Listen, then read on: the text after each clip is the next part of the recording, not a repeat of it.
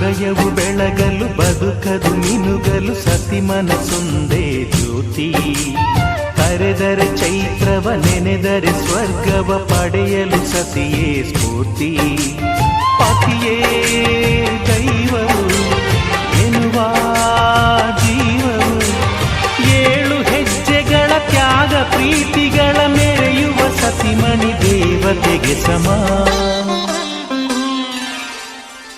ಸುಮತಿ ಸುಮತಿ ಶ್ರೀಮತಿ 6 ಗುಣಗಳೇ ನಿನಗಾರತಿ. ಮನಕ್ಕೆ ಕೊಡತಿ ಮನೆಗೆ ಗರತಿ. ಕಾರ್ಯೇಷು ದಾಸಿ ಕರಣೇಷು ಮಂತ್ರಿ.